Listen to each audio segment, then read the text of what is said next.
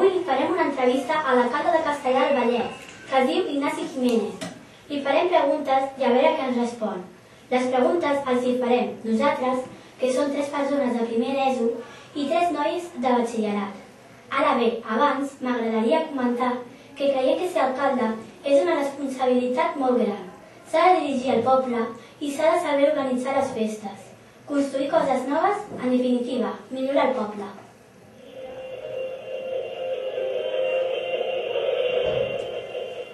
Hola, em dic Sandra Zoyo i soc de primer d'ESO B. Hola, em dic Míriam Barrera i soc de primer d'ESO A. Hola, em dic Juan Enrique i soc de primer d'ESO C.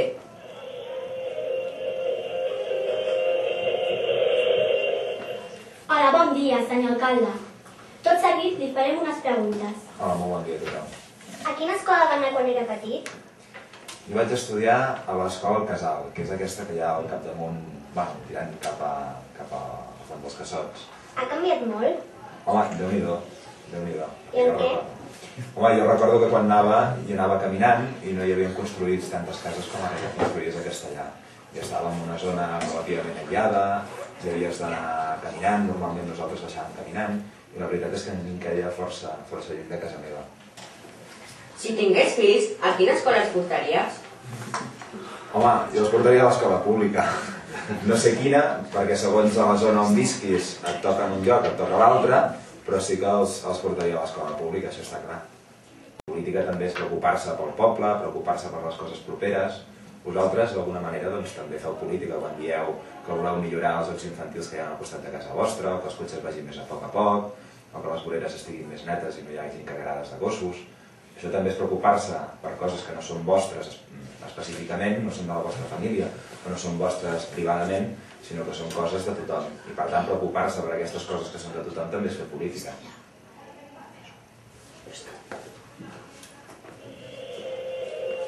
Nosaltres som els alumnes de segon de batxillerat, la Marta López, Clara Tarruell i jo mateix, Gerard Nebot.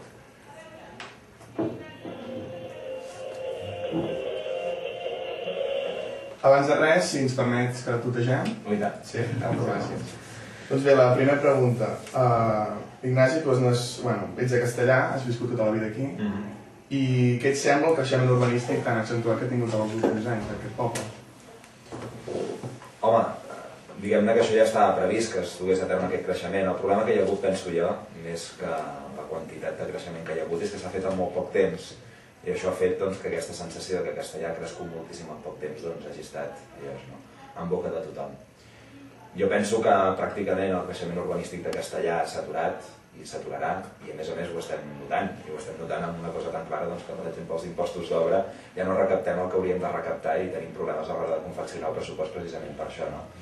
I la veritat és que hem arribat a un punt en què difícilment Castellar pot créixer més enllà de les fronteres que actualment té. Per una banda tenim aquí la ronda aquesta de circunvalació que difícilment es podrà construir a l'altre costat, i després tenim accidents orogràfics que són absolutament difícils de passar. Per una banda tenim el riu, per l'altra la muntanya. I per tant, diguem-ne que el que es tracta ara és sobretot consolidar aquest creixement i fer aquest creixement també interior, que és densificar la ciutat.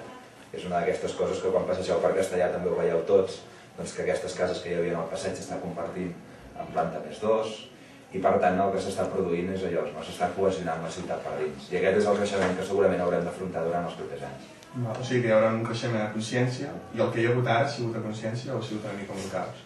Home, a mi sobretot el que em preocupa és que el creixement ha d'anar acompanyat sempre de serveis, perquè el que no pot ser és que creixem en cases i no creixem en equipaments escolars, en equipaments sanitaris, en d'altres tipus d'equipaments que són absolutament necessaris per la població. I clar, si el creixement, és a dir, ve més gent d'altres poblacions i fa l'opció i la tria de venir a viure a Castellar i no se'ls pot oferir els serveis que tenien en d'altres poblacions, i a més això repercuteix negativament en la gent que ja vivia en el nostre poble, de tal manera que la qualitat del servei que estem oferint és pitjor perquè no tenim les infraestructures necessàries per millorar el servei.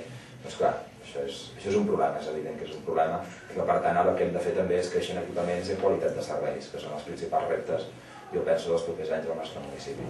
Combinar carreres que semblen com tan diferents o... Bueno, semblen diferents, de fet són dues carreres que si les haguéssim de posar en aquesta dicotomia entre ciències i lletres estaríem més a prop de les lletres que no pas de les ciències, més enllà que la facultat de periodisme en diguin de ciències de la informació.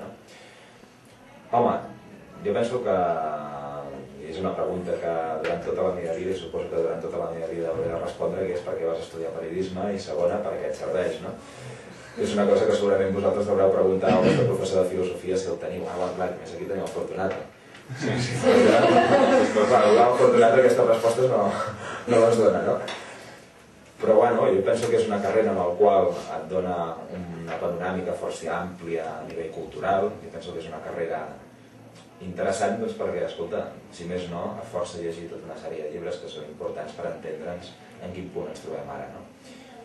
I periodisme ho vaig estudiar segurament per la qüestió més pràctica, doncs, escolta, també hem d'intentar guanyar les garrofes com malament podeu, i és una carrera, doncs, en aquest sentit, en el qual, doncs, fèiem coses precisament com aquesta, les pràctiques, que era estar en un estudi de ràdio, com estem ara, potser no estaven tan ben acompanyats, però fèiem programes de ràdio, i de fet jo professionalment m'he dedicat molt més a la branca del periodisme que no pas a la filosofia. Escolta, perspectives és intentar treballar ferm durant aquests 4 anys. Jo penso que és absolutament injust mirar més enllà d'aquests 4 anys i mirar fins i tot més a propet, que és el dia a dia, la feina que estem fent. I vaja, això és un contracte temporal, no? Ara que parlen tant de les ETTs i dels contractes temporals i de la precarització del món laboral, doncs escolta, el polític segurament té moltes prerrogatives, té una feina fantàstica perquè estàs en contacte amb moltíssima gent. Si no fos alcalde ara mateix no estaria aquí, no us hauria conegut a tots vosaltres. Per tant, escolta, a mi també m'alegra molt poder exercir aquesta tasca i aquesta responsabilitat com comentaven abans a l'inici. Però bueno, jo sóc absolutament conscient que això de la política és una cosa molt volàtil i molt precària i que per tant, qui sap el dia de demà, doncs escolta, si no fem bé les coses, lo normal que passaria en qualsevol país democràtic, que és aquest, és que, escolta, l'opció pel qual van votar bona part dels castellarencs doncs no ho seria a les properes eleccions i per tant, doncs escolta, ens hauríem de dedicar a treballar pel municipi des d'una altra banda. Si ara ho estem fent des del govern, doncs segurament ho hauríem fet des de l'oposició.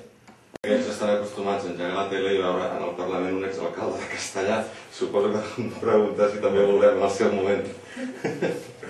No ho sé, escolta, jo... Aviam, això, la política, i us ho dic sincerament, és una condició absolutament transitòria. És a dir, el que és normal que siguem tots és que siguem ciutadans i que com a ciutadans exercim els nostres drets i siguem responsables amb els nostres deures. Gràcies per haver vingut i haver estat amb nosaltres. Gràcies a vosaltres per convidar-me. I per la teva col·laboració i estàs convidat quan vulguis. I tant. A mi, escolta, quan vulgueu em torneu a tirar, que a mi això m'agrada molt. Estar en contacte per aquí, tornar a l'institut i veure antics professors i poder passar per aquí, la veritat és que m'anima molt també. Perquè, escolta, ara sonarà molt tòpic i molt polític, però jo estic absolutament convençut. Vosaltres sou el futur. I ara no demanaré un augment de sou pels professors, que ho podria fer també. Home, també podria ser una primícia. Però escolta, tampoc els paguem nosaltres, que quedi clar que els paga la Generalitat. Però escolta, ser alcalde té molta responsabilitat, però també té molta responsabilitat, i això sempre ho dic, ser professor, perquè, escolta, esteu formant els ciutadans de demà, i això jo penso que és importantíssim. I vosaltres també teniu una responsabilitat molt important d'aprendre coses, de formar-vos, i segurament de tenir tota una sèrie d'oportunitats que potser els vostres avis o els vostres pares no van tenir oportunitat. Jo penso que això és un repte molt important per part vostra i espero que, si més no, us esperoni a continuar estudiant i treballant, que això és important, d'acord?